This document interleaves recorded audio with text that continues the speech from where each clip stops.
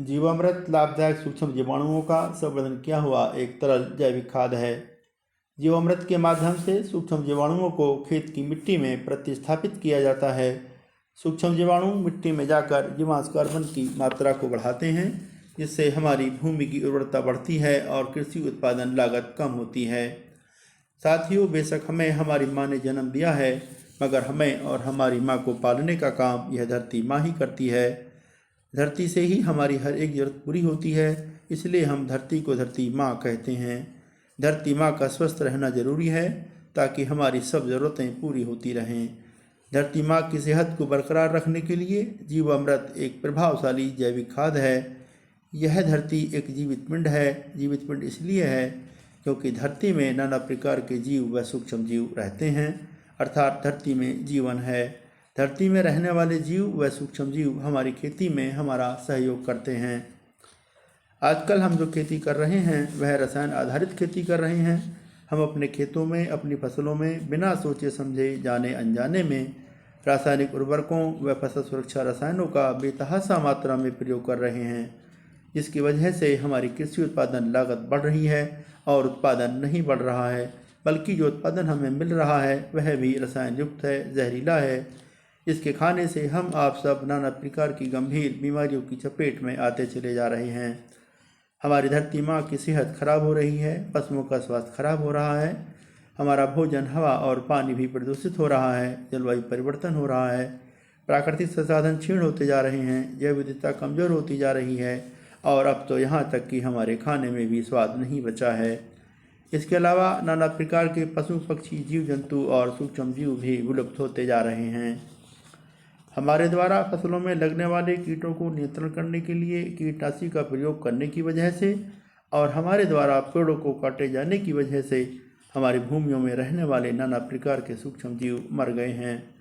सूक्ष्म जीवों के मर जाने की वजह से ही अब हमारी भूमियों में हमारे द्वारा डाला जाने वाला कोई भी जैव पदार्थ, कार्बनिक पदार्थ जैसे गोबर की खाद, हरी खाद, कंपोस्ट खाद, नैदव खाद और फसलों के फसल अवशेष, जड़, तना, पत्ती, शाखा, फल, फूल अब नहीं गलते सड़ते हैं, अर्थात भूमि में जीवांश कार्बन नहीं बनता है।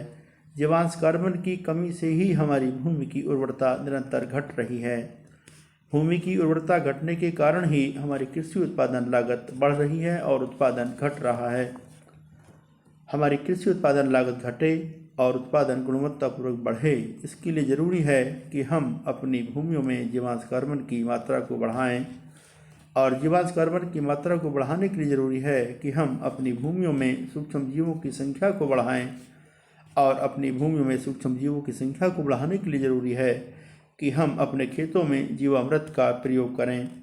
अब क्योंकि हमारे द्वारा कीटनाशी का प्रयोग करने की वजह से और पेड़ काटने की वजह से सूक्ष्म जीव मर गए हैं, अब हमारे खेतों में सूक्ष्म जीव मौजूद नहीं हैं, तो सवाल उठता है कि हम इन सूक्ष्म जीवों को कहाँ से लेकर आएँ। यह सूक्ष्म जीव आपको अपने गांव या गांव के पास किसी जंगल से, जहां कोई इंसानी दखल न रहा हो, कोई आता जाता ना हो, जहां कभी कोई कीटनाशी का प्रयोग नहीं किया गया हो, वहां मौजूद किसी पुराने बरगद के पेड़, पाकड़ के पेड़ या पीपल के पेड़ के नीचे की मिट्टी में मिलेंगे। तो हमें चाहिए कि हम इन बरगद, पीपल या पाकड़ के पेड़ के नीचे की 5 किलोग्राम सूक्ष्म जीवाणु युक्त मिट्टी ले आएं। इस 5 किलोग्राम सूक्ष्म जीवाणु युक्त मिट्टी को एक 200 लीटर के प्लास्टिक के ड्रम में पानी भरकर साथ में सूक्ष्म जीवाणुओं के भोजन के लिए किसी भी तरह का 5 किलोग्राम आटा और 5 किलोग्राम गुड़ या चीनी को एक लकड़ी के डंडे की सहायता से पानी में घोल लें। यदि गाय का गोबर और गौमूत्र आसानी से मिल जाए तो उसे भी डाल सकते हैं। यदि ड्रम में घोल के ऊपर कोई काली या भूरे रंग की लेयर आए तो उसे चलनी की सहायता से हटा दें। समय समय पर सूक्ष्म जीवाणुओं को भोजन देते रहें और घोल को डंडे की सहायता से चलाते रहें। इस तरह से लगभग 1.5 से 2 महीने में सूक्ष्म जीवाणुओं का संवर्धन तैयार हो जाएगा, अर्थात जीवामृत घर पर ही बनकर तैयार हो जाएगा। हम जीवामृत से भी जीवामृत बना सकते हैं। बहुत से किसान भाई बाजार से जैव उर्वरक कल्चर खरीद कर लाते हैं। बाजार से लाए गए जैव उर्वरक कल्चर में मात्र एक ही प्रकार के सूक्ष्म जीवाणु मिलते हैं, जबकि जीवामृत में हजारों लाखों प्रकार के अनगिनत लाभदायक सूक्ष्म जीवाणु होते हैं। जीवामृत का प्रयोग करने का तरीका यह है कि 20 लीटर जीवामृत घोल 1 एकड़ क्षेत्रफल के लिए पर्याप्त होता है। जीवामृत का प्रयोग हम घनजीवामृत बनाकर भी कर सकते हैं। जीवामृत व घनजीवामृत का प्रयोग फसल बोने से पहले नमी की अवस्था में मिट्टी में ही करना चाहिए। ध्यान रहे, जीवामृत घोल या घनजीवामृत का प्रयोग करने के बाद अपने खेतों में किसी भी तरह के कीटनाशी का प्रयोग नहीं करना है। हमें चाहिए कि हम खेती करने के साथ साथ पशुपालन अवश्य करें। अपने खेतों में गोबर की खाद, हरी खाद, कंपोस्ट खाद, निडप खाद का प्रयोग करें और फसल अवशेषों को अपने खेतों में बिल्कुल न जलाएं, बल्कि फसल अवशेषों को खेतों में ही पड़ा रहने दें। जीवामृत और घनजीवामृत का प्रयोग करने से हमारे खेतों में सूक्ष्म जीवों की संख्या बढ़ जाएगी। हमारे खेतों में पहले से मौजूद अपशिष्ट पदार्थ या हमारे द्वारा डाला जाने वाला कोई भी जैव पदार्थ और फसल अवशेष गल सड़ जाएगा और हमारे खेतों में जीवांश कार्बन की मात्रा बढ़ जाएगी।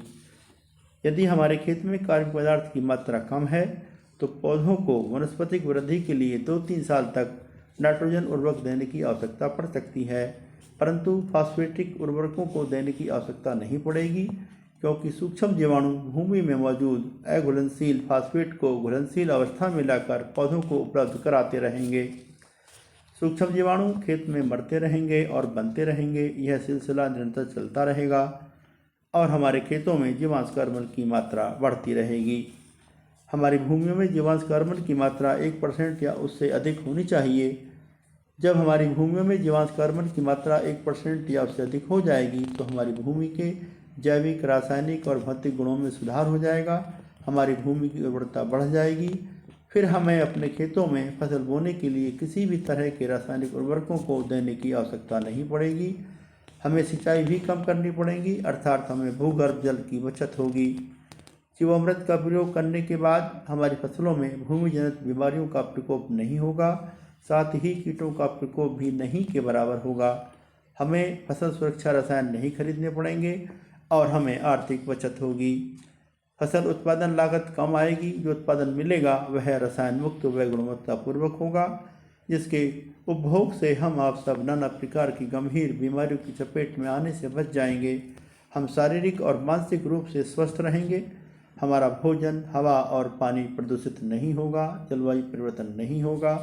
हमारे प्राकृतिक संसाधन क्षीण होने से बच जाएंगे, जैव विविधता बरकरार रहेगी। हमारी बहुत सारी समस्याओं का समाधान हो जाएगा। धरती माँ का वैभव, धरती माँ का अस्तित्व बरकरार रहेगा। भविष्य में हम और हमारे बच्चे इस धरती पर हमेशा हमेशा खुशी के साथ जी सकेंगे।